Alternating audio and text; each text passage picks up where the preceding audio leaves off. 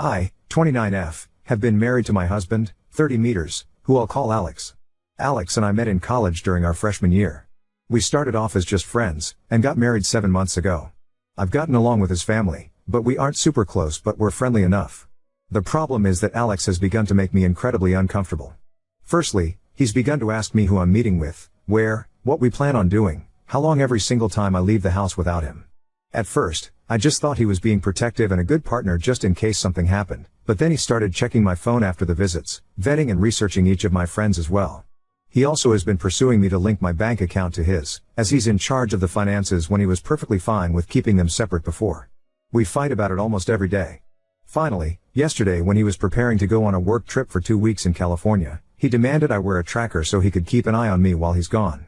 I can't do this anymore. I feel like I'm suffocating, and his family, who I've spoken to about his worrying behavior, just said he's being careful and protective as a good husband should.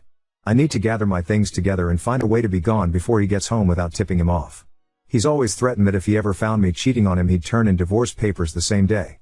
He keeps a filled-out copy in his desk. I'm going to submit those the day I leave. But there's so much to do: Bergen, finding a new place to live, seeing if my job has any transfers available, packing and moving in 2 weeks. His return flight May 11th, so I need to move quickly. I'm posting here because I don't have any close family, and I can't risk dragging my friends into this as we share the same FRIA. NDS. I just needed a place to vent, and ask if anyone has any advice on the easiest and safest way to do this. Edit. Oh my god, you guys are amazing. I never even thought to not use his divorce papers. I'll check for cameras before I start any packing or prepping. I may also shred his divorce papers just in case and look into getting a lawyer for myself. I'm in a no-fault divorce state, that much I so remember, which will help. The tracker he wants me to use is a small clip to put on the belt or waistband. I'll wear it unless I'm going or doing something related to me leaving. No pets yet, thankfully. Update 1. Some asked why I'd be hiding things from Alex regarding going out and who I'm meeting with. I don't, and I have nothing to hide. However, when he begins to then double-check everything I tell him with the other people there, right down to each person I talk to and what I said. Did I send any text MSGs? Did I order food? How much did I eat? That's when it started to feel like I was slowly being pushed into a corner. It didn't start that bad, but gradually grew worse over time. All of the Reddit subs, my in-laws' families, are part of our related gardening and DIY, so I highly doubt they'll see this. If so, by the time they do, I'll hopefully be gone. I talked to my job and explained things to my manager. And they promised to look into openings in other states to see if they could get me into one. They'll have an update on that in 3 days.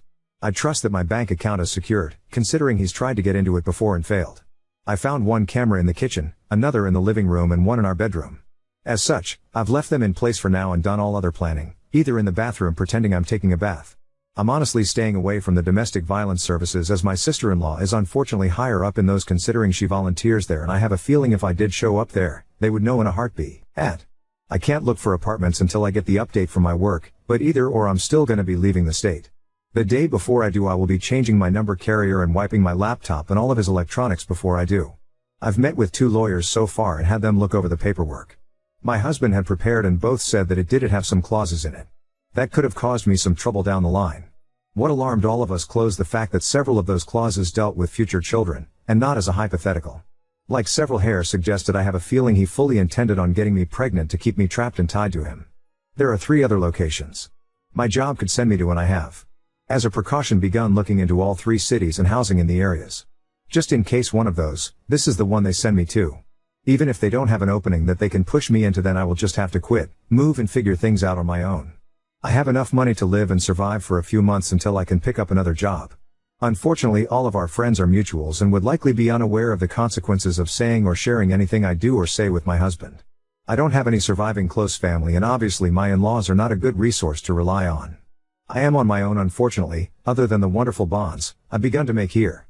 I will update again if I get more information or something else happens. Update 2. Good news.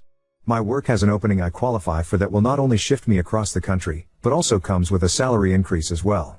I've started telling my in-laws and friends that I'm planning a surprise outing for when my husband gets back for just the 2 of us. This way, people don't give me odd looks if they see me out and about. I've even gone as far as asking Mill to show me his favorite recipes. Meanwhile, I've found a moving company that, while small, is willing to work in a storm. The reason is, in 5 days, we're supposed to get hit with a large storm front.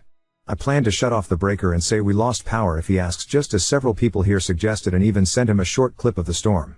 I will have all of my stuff moved that afternoon, and I will be flying out once the weather has cleared enough to do so.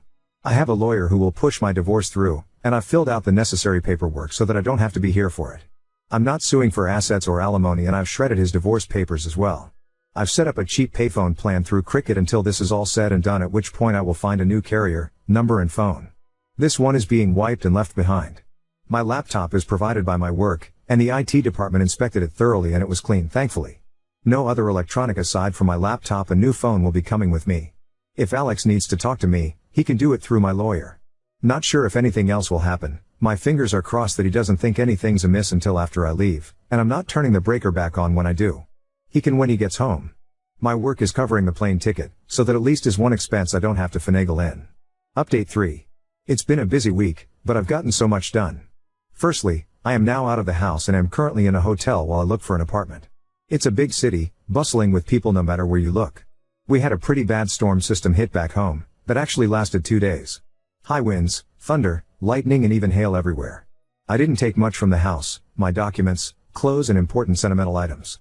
I left all of the furniture and electronics behind.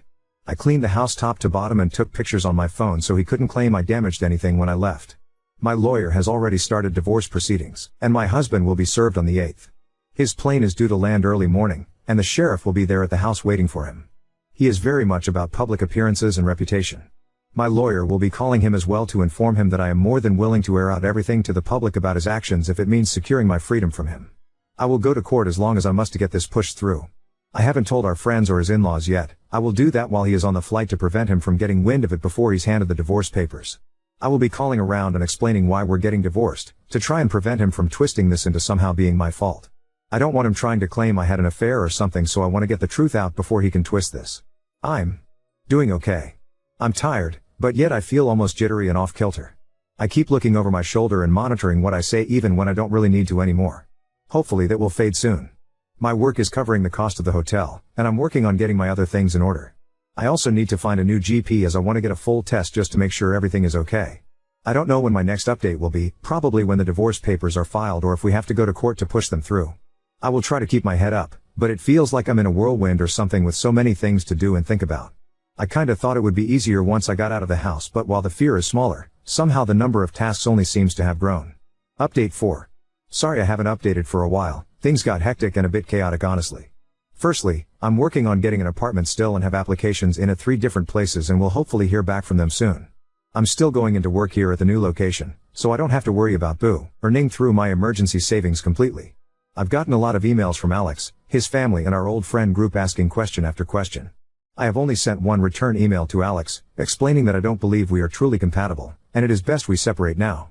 That his treatment of me when I'd done nothing to deserve as such was just as much of a deal breaker as cheating was for him. I ended the email with the statement that I would not be contacting him further and anything else he needed to pass on to me or vice versa would be done through my lawyer. For his family and friends, I just typed up one email outlining everything that had happened and why I left. I told them I wished them no ill will, but that such treatment of his wife and partner was not acceptable.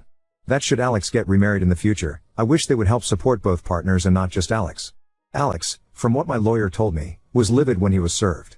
The sheriff actually ended up booking him for assault on an officer and menacing due to the threats he was shouting.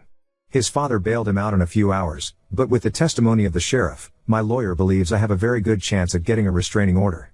Alex, upon returning to the house, apparently lost his temper again, breaking the dining table into pieces as well as the TV, and putting several holes in the walls. At least that's what one of the emails from one of our friends reported as Alex called him to help him clean up the mess. My lawyer already has pictures of the house I took, with timestamps as evidence nothing had been damaged by me. My friend reported that Alex tried to claim I'd been the one to trash the house, but the holes in the wall were at head height. Alex is 6 feet 3 inches, and I'm 5 feet 4 inches, so he knew that was false.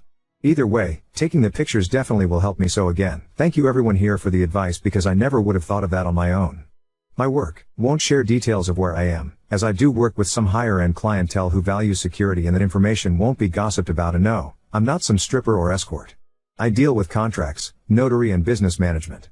As such, even if Alex tried to use my work to find me, he wouldn't succeed. Update 5. It may be a while after this until things change. Firstly, no, I didn't bring my car. The public transport here is good enough to use without needing one. I have secured an apartment, and the building has good security. You need a key card to enter, and there is a security guard at a desk right by the entrance to the building. As part of my contract, I gave them a photo of Alex and his family so that even in the off chance they do find me, they won't be let in. The responses I got from the emails varied. His family said I was overreacting, and that I owe Alex an apology for the problems this has caused him. The pending criminal charges puts him at risk of losing his job if he's convicted. Alex sent a long email, apologizing and pleading for me to come home. He said he was worried for me, that he is willing to go to therapy if it will appease me. He wants us to remain together, and he didn't think leaving was an appropriate response to his genuine concern and worry for my health and safety. The friends gave somewhat lacking replies, saying that they didn't think Alex was ever going to hurt me and that I shouldn't be letting my imagination run away wild. As much as I want to say I was surprised by the lack of support, I'm honestly not. He intends to fight the divorce. I am letting my lawyer handle it, and I am also pursuing a protective order as well. Once I got approved for my apartment, I also froze my credit. I've changed my phone carrier and number, as well as making sure none of my documents list Alex as next of kin or POA. Some have asked why I was so paranoid about Alex and his possible future actions. The answer for that actually is what's simple, my grandmother. I love that woman to bits. As a teen, she explained why my grandfather was never around. He was extremely abusive and manipulative, and her generation didn't allow divorce really.